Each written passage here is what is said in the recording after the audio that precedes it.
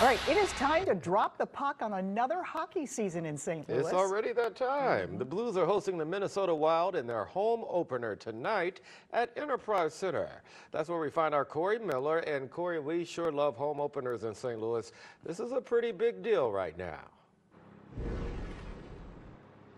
Kay and Brent, this city is absolutely fired up for the return of Blues hockey to town. Now, there have been some late nights to start the season on the West Coast, and now it's time to bring it back home in front of an energized crowd at Enterprise Center for the home opener.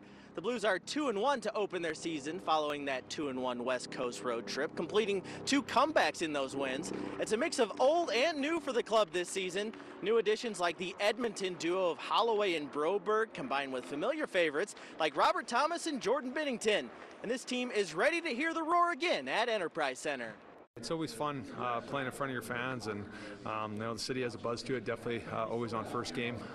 You know, people are watching, people are paying attention, and you know, just for us, it was good to go out on the road and kind of get together as a team and gel a little bit and play some games, and you know, just makes you a little bit more ready for that homestand. The team has been teasing an extra special opening to this game, the home opener, so be sure you're in either your Enterprise Center seats or at home on the couch by the time the puck drops at 6:30.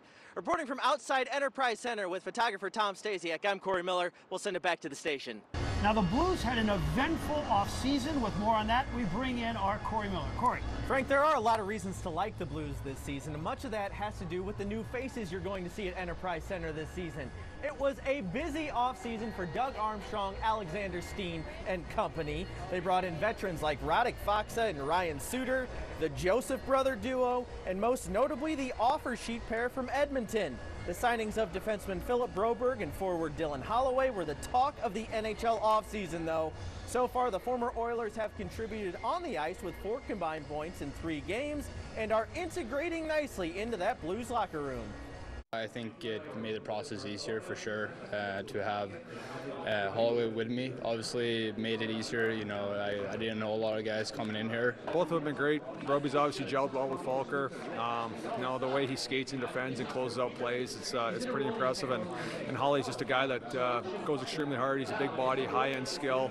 You know, both guys are still going to take time, though. It's not easy coming to a new team with new faces, a new system, and everything like that. So we expect those guys just to get better.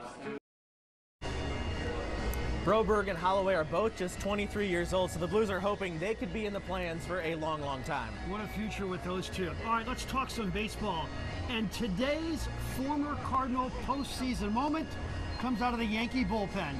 Luke Weaver came on to face the Guardians at the corners in the 8th inning and got out of the jam with no damage. He then closed out the game in the 9th. His second 5-out save of the postseason. Yankees take game 1 of the ALCS 5-2. Weaver says he's settling into his role.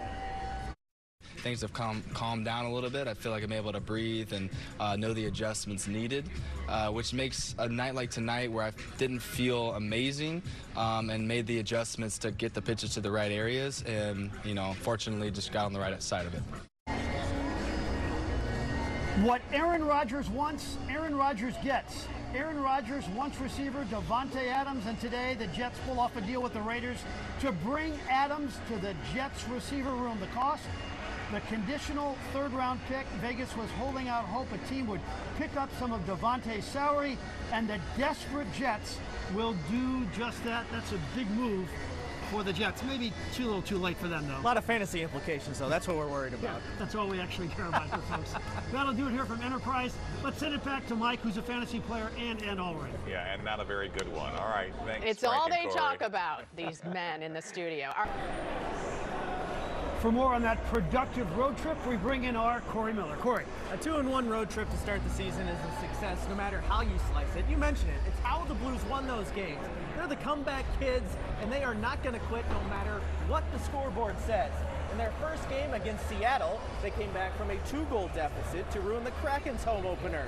In their second win over San Jose, the Blues overcame a 3-goal third-period deficit to win in overtime and spoil the Sharks' home opener.